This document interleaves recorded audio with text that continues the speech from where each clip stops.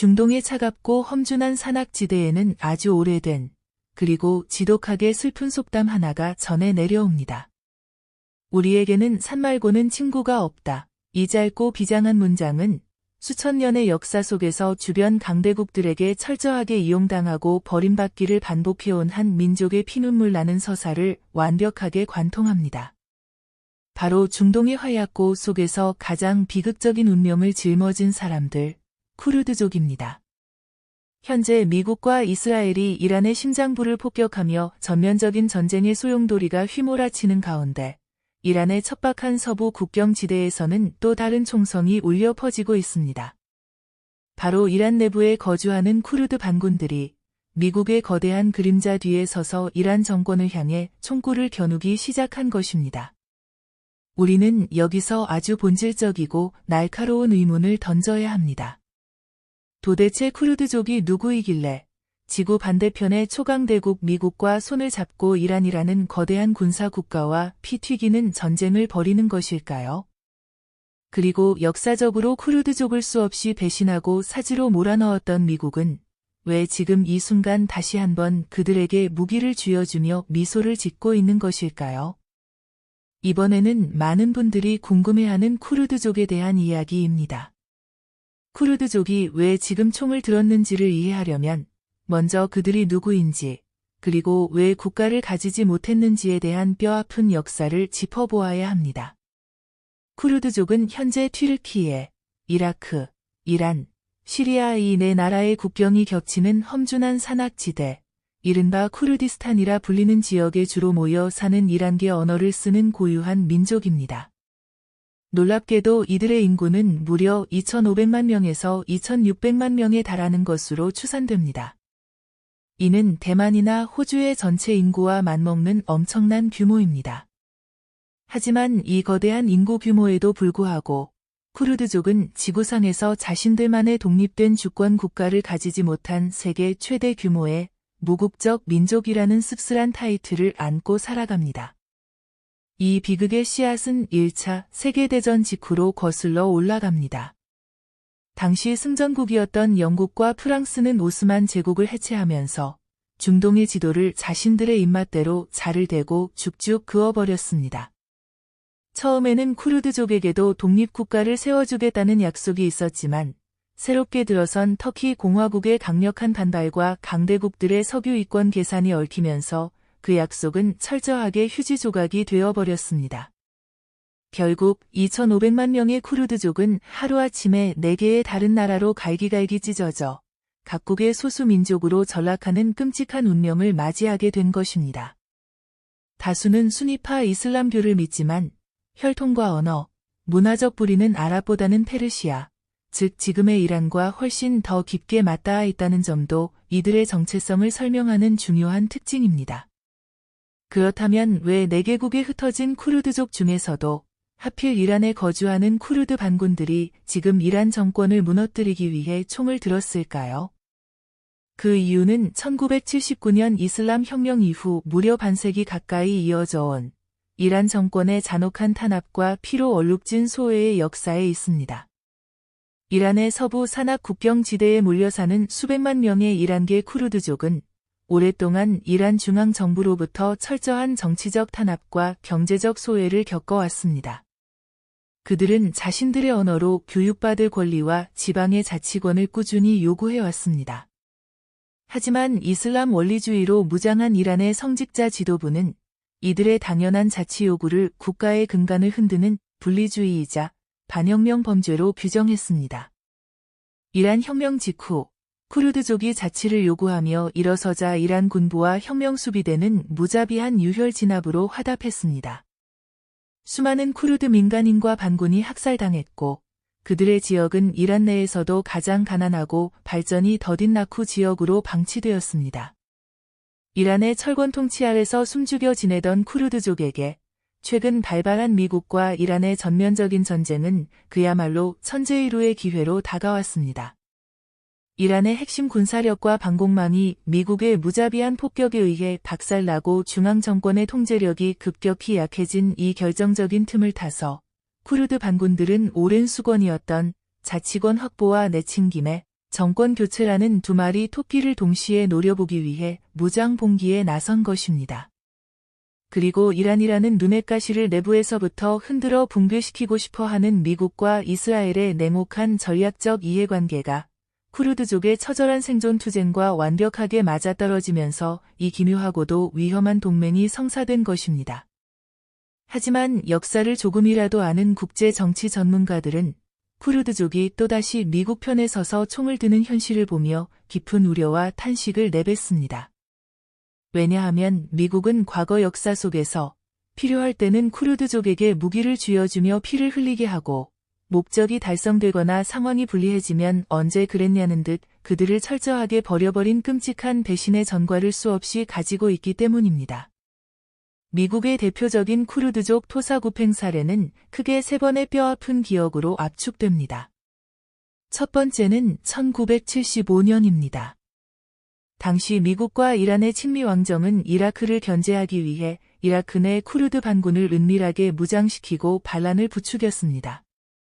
그러나 이란과 이라크가 갑작스럽게 국경 분쟁을 타결하는 알제 협정을 맺자 미국은 하루아침에 쿠르드족에 대한 모든 지원을 뚝 끊어버렸습니다. 총알이 떨어진 쿠르드 반군은 이라크군의 무자비한 보복에 속수무책으로 무너졌고 수만 명이 학살당하는 비극을 겪었습니다. 두 번째는 1991년 걸프전 직후입니다. 미국의 조지 H.W. 부시 대통령은 이라크 국민들에게 사담 후세인 독재 정권에 맞서 봉기할 것을 촉구했습니다. 미국의 개입을 굳게 믿은 쿠르드족과 시아파 무슬림들은 목숨을 걸고 들고 일어났습니다.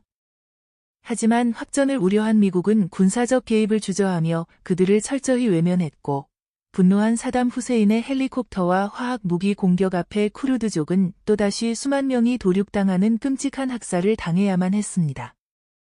가장 최근이자 전 세계를 분노하게 만든 세 번째 배신은 2019년 시리아에서 일어났습니다. 시리아 내 쿠르드 민병대인 YPG는 미군과 어깨를 나란히 하며 이슬람 극단주의 테러 조직인 이즈를 격퇴하는 데 가장 큰 피를 흘린 핵심 파트너이자 1등 공신이었습니다. 그러나 도널드 트럼프 당시 미국 대통령은 돌연 시리아 북부에서 미군의 철수를 선언해 버렸습니다. 이는 쿠르드족을 눈엣가시로 여기던 튀르키예 군대가 국경을 넘어와 쿠르드족을 공격하는 것을 미국이 사실상 용인하고 길을 열어준 것이나 다름없는 행위였습니다. 이처럼 미국에게 세 번이나 뼈저리게 뒤통수를 맞았음에도 불구하고 쿠르드족은 왜 또다시 이란 전쟁에서 미국의 총알바지를 자처하는 것일까요? 그들이 바보라서가 아닙니다. 그들에게는 선택지가 없기 때문입니다. 나라 없는 서름 속에서 주변 강대국들의 거대한 군대에 맞서 자치권을 쟁취하려면 그들에게는 강대국의 무기와 자금이 절실하게 필요합니다. 그들은 미국은 언제든 우리를 버릴 수 있다는 차가운 진실을 누구보다 뼈저리게 알고 있지만 당장의 생존과 독립의 희망이라는 아주 작은 불씨를 살리기 위해 지옥 같은 딜레마 속에서 또다시 미국의 손을 잡는 비극적인 도박을 감행하는 것입니다. 미국이 이란 내 쿠르드 반군을 지원하는 문제는 단순히 미국과 이란 두 나라만의 대결로 끝나지 않는 거대한 지정학적 연쇄 폭발을 품고 있습니다. 그 폭탄의 뇌관을 쥐고 있는 국가는 바로 나토의 핵심 동맹국이자 중동의 또 다른 강자인 튀르키예입니다. 튀르키예 영토의 동남부 지역에는 엄청난 수의 쿠르드족이 살고 있습니다. 그리고 그들 중 극단적인 독립을 추구하는 쿠르드 노동자당, 즉 PKK는 지난 수십 년 동안 튀르키예 정부와 끔찍한 폭탄 테러와 무장 충돌을 벌여온 철천 지원수입니다. 튀르키예 정부의 입장에서 PKK는 국가의 분열을 획책하는 최악의 테러 조직이며 시리아, 이라크, 그리고 이란에 흩어져 있는 모든 쿠르드 무장 세력 역시 PKK와 연계되어 언제든 자국의 안보를 위협할 수 있는 잠재적이고 치명적인 적으로 취급합니다. 튀르키예가 지금 가장 두려워하는 악몽은 이렇습니다.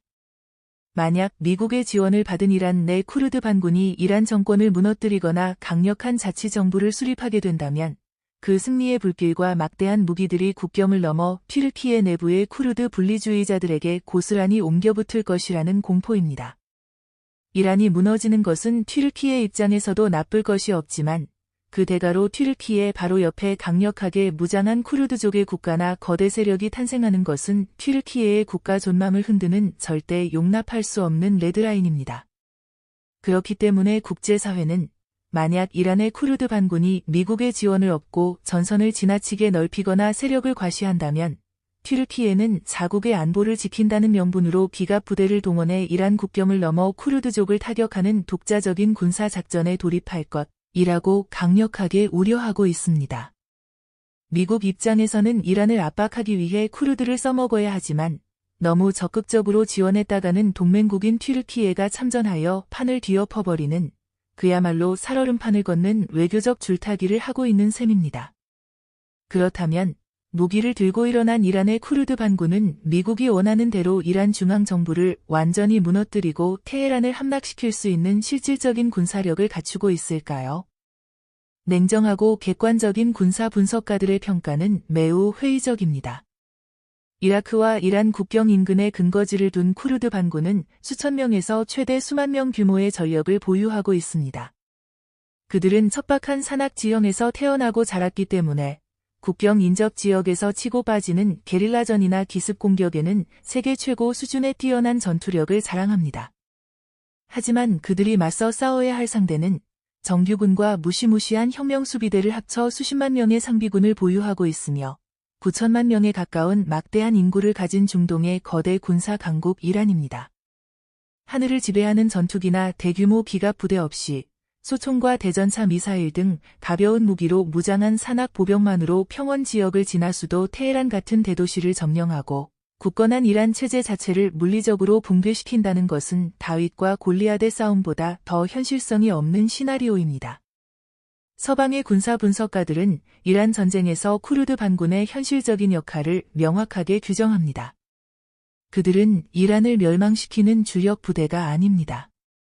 그들의 진짜 임무는 이란 서부의 험준한 변방 국경지대에서 이란 정규군과 혁명수비대의 병력을 붙잡아두어 전력을 분산시키고 이란 내부에서 들끓고 있는 반정부 시위와 연동하여 정권의 끊임없는 출혈을 강요하는 보조 전선이자 성가신 가시의 역할에 가깝습니다. 즉, 쿠르드 반군 하나만으로 정권 붕괴의 결정타를 날릴 수는 없지만 이란 군부의 전략적 부담을 한계치까지 끌어올리고 내부의 균열을 가속화하는 데에는 매우 유의미하고 효과적인 무기가 된다는 뜻입니다. 이 대목에서 대중들은 의문을 품습니다. 미국이 이란이라는 적대 국가를 완벽하게 함락시키고 항복을 받아내려면 결국 이라크 전쟁 때처럼 미군의 압도적인 지상군을 대규모로 투입해야 하는 것 아닌가? 하지만 워싱턴의 군사 전략가들은 고개를 가로젓습니다.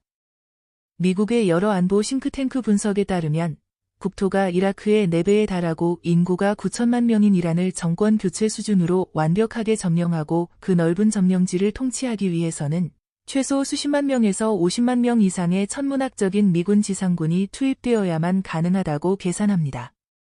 과거 이라크와 아프가니스탄에서 20년 동안 지상전을 치르며 수천 명의 미군 청년들이 목숨을 잃고 천문학적인 달러를 쏟아부었던 뼈아픈 트라우마를 가진 미국 정치권에게 다시 50만 명의 지상군을 이란의 늪으로 밀어넣는 시나리오는 정치적으로도 군사적으로도 경제적으로도 절대 감당할 수 없는 자살 행위나 다름없습니다.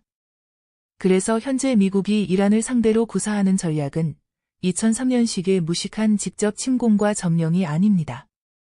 미국의 진짜 노림수는 가장 세련되고 잔혹한 형태의 하이브리드 전략입니다. 미군은 하늘에서 스텔스 전투기와 미사일, 무인 드론을 동원해 이란의 핵심 군사시설과 인프라만 안전하게 타격합니다.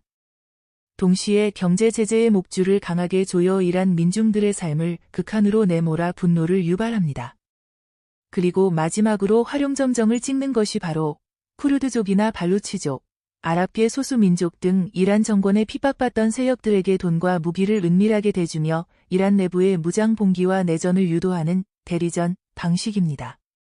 미국 고위층의 발언을 종합해보면 그들의 최종 목표는 미군이 직접 테헤란의 성조기를 꽂는 것이 아닙니다. 공습과 제재로 정권을 극도로 약화시키고 쿠르드 반군과 같은 내부의 불만 세력을 활용하여 이란 지도부의 엘리트 분열과 민중 봉기를 유도함으로써 이란 체제가 스스로 무게를 견디지 못하고 안에서부터 무너져 내리게 만드는 것, 즉 내부 폭발을 통한 정권 교체를 완성하려는 철저하게 계산된 간접 전쟁의 그림을 그리고 있는 것입니다.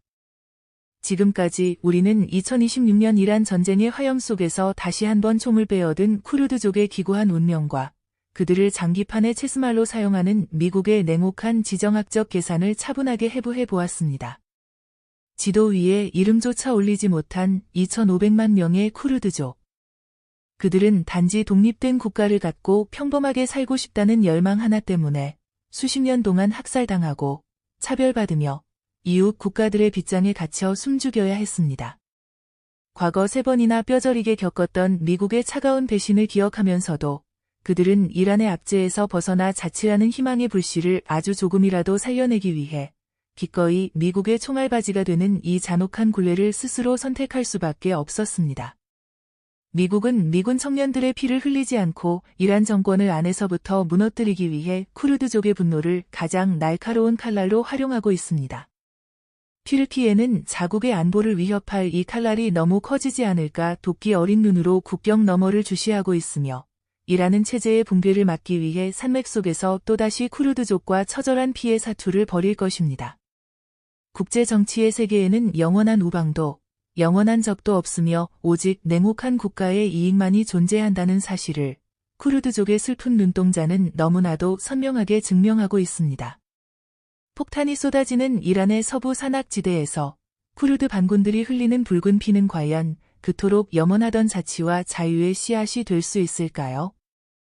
아니면 강대국들이 원하는 정권 교체의 목적이 달성되는 순간 또다시 산 말고는 친구가 없다. 는 씁쓸한 속담만을 남긴 채 버려지는 가장 비극적인 소모품으로 역사에 기록될까요? 거대한 패권 전쟁의 틈바구니에서 생존을 위해 발버둥치는 이들의 운명이 중동이라는 화약골을 더욱 뜨겁고 슬프게 달구고 있습니다.